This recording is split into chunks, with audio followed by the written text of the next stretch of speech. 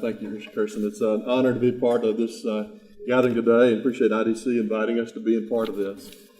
18 months ago, my wife and I were at a meeting in Izmir, Turkey, and we were sitting at a table with a pastor from Syria, a pastor from Iraq, and a pastor from Lebanon. And the pastor from Syria looked across the table at us and he said, "They're killing our men, they're raping our women, and they're burning our churches, and the church in the West doesn't even care.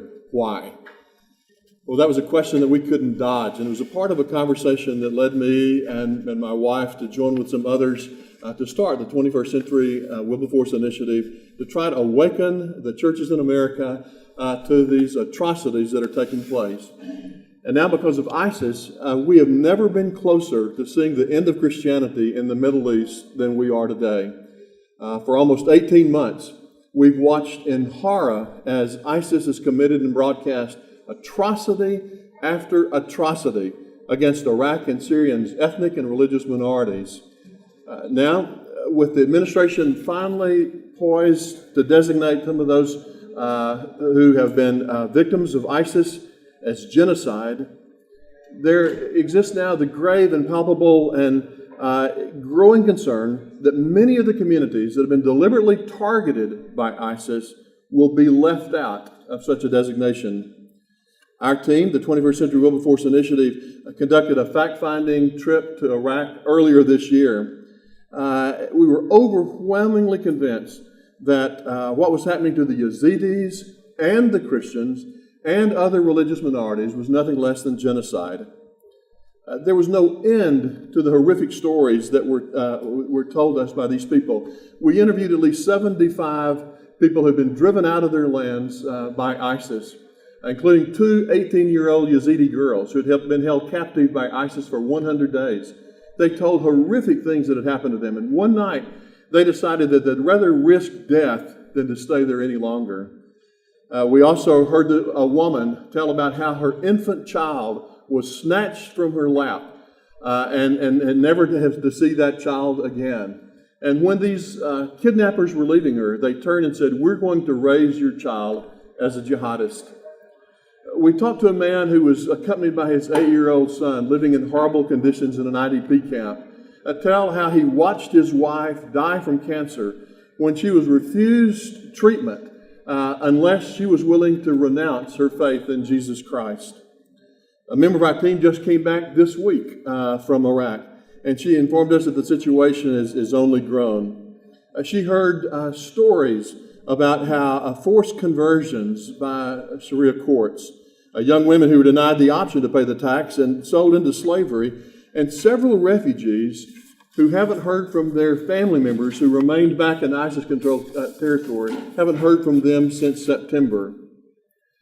As of Monday of this week, reports now indicate that ISIS is now systematically slaughtering infants and children with Down syndrome. An evil and despicable act. It rivals the horrors of the Nazi death camps. During the season of Advent, Christians around the world prepare for Christmas, the feast of the Nativity of Jesus Christ. However, if nothing is done to protect the religious minorities in Iraq and Syria and other Middle Eastern countries, within 5 years, we'll see the death of Christianity in the place of its literal birth.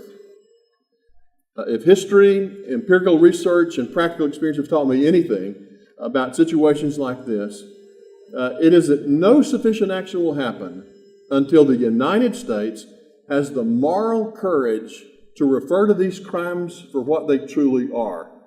They're genocide. The use of the word genocide is crucial. While the United States is pledged to protect victims of genocide and crimes against humanity and war crimes and mass atrocities, this is a protection that's been more in theory than actually in practice. The administration has to use this word, and they must use it for all targeted communities. Genocide is the intent to destroy in whole or even in part a people group. And by taking action and addressing just the refugee situation, rather than destroying ISIS, we're helping to destroy the presence of these communities in their ancient homelands. Put simply, genocide is the word that's going to awaken the world. Historically, our failure to use this this term in a time of needless loss of millions of people who were killed in Cambodia and Rwanda and Bosnia, every single one of those, the United States government has failed its strategic and moral imperative to prevent, end, and punish the crimes of genocide. The shadows of the past are upon us once again. Time is urgent. The hour is late. For the sake of justice, the survival of these groups, and the United States' moral responsibility as a leader, the administration must move swiftly to designate the Christian, Yazidi, and other religious and ethnic minorities of Iraq and Syria as victims of genocide by ISIS. We believe that atrocities can still be prevented, lives can still be saved, justice can still be done, but only if the administration acts quickly and will act definitively. Thank you.